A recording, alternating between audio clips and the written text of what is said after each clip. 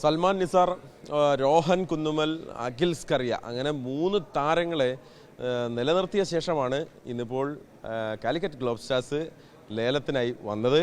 അപ്പോൾ അവരെ സംബന്ധിച്ച് കേരളത്തിലെ ഏറ്റവും പ്രധാനപ്പെട്ട 3 താരങ്ങൾ, ആ 3 താരങ്ങളും അവരുടെ ലോക്കറിലുണ്ട്.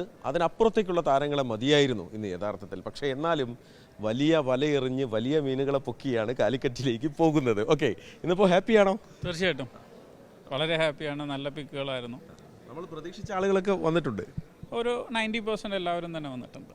90% വന്നിട്ടുണ്ട്. കൃഷ്ണദേവിൻ്റെ കാര്യത്തിൽ കൃഷ്ണദേവിനെ വിടേണ്ടിയിരുന്നില്ല എന്ന് തോന്നുന്നുണ്ടോ? അതല്ല, കൃഷ്ണദേവിനെ ഒന്ന് മാർക്കറ്റിലേക്ക് ഇട്ട് നോക്കാം എന്നിട്ട് എടുക്കാൻ തന്നെ തീരുമാനിച്ചതാണോ? അങ്ങനെയില്ല, കാരണം നമുക്ക് RTM ഉണ്ടായിരുന്നു, തിരിച്ചു വിളിക്കണമായിരുന്നെങ്കിൽ. അപ്പോൾ അങ്ങനെ ഒരു ആത്മവിശ്വാസം ഉണ്ടായിരുന്നു.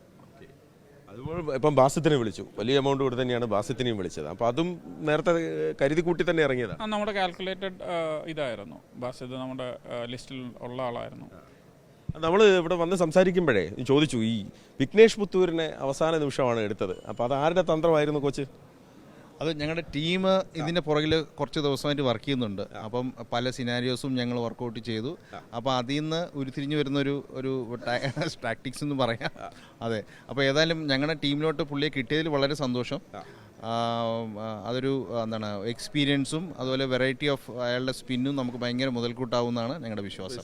ഓക്കെ, 2 IPL താരങ്ങൾ ഞങ്ങളെ കൂടെ ഉണ്ട് എന്ന് കാലിക്കറ്റ് പറയുകയാണ്. അപ്പോൾ കോഴിക്കോട് നമ്മൾ സാധാരണ ഫുട്ബോൾ ആണല്ലോ നമ്മുടെ, അപ്പോൾ ഇനി നമ്മൾ ക്രിക്കറ്റിലേക്ക് അങ്ങ് ഇറങ്ങണം. അതെ, തീർച്ചയായിട്ടും.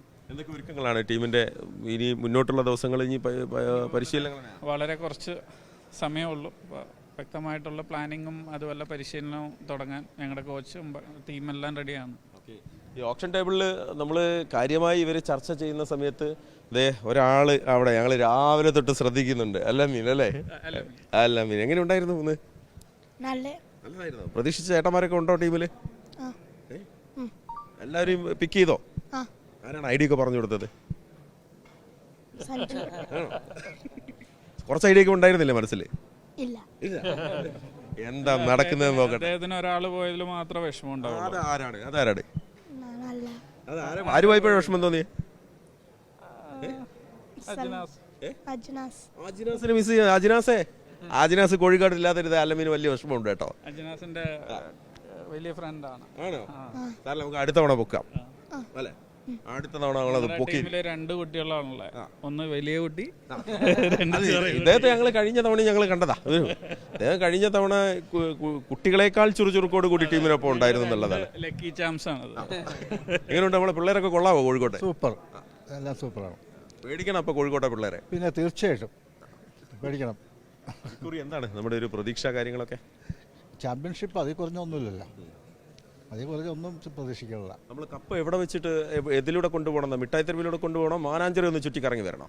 മാനാഞ്ചിറ, കാലിക്കറ്റ് കംപ്ലീറ്റ്, കടപ്പുറം ബീച്ചിൽ അവസാനിപ്പിക്കണം.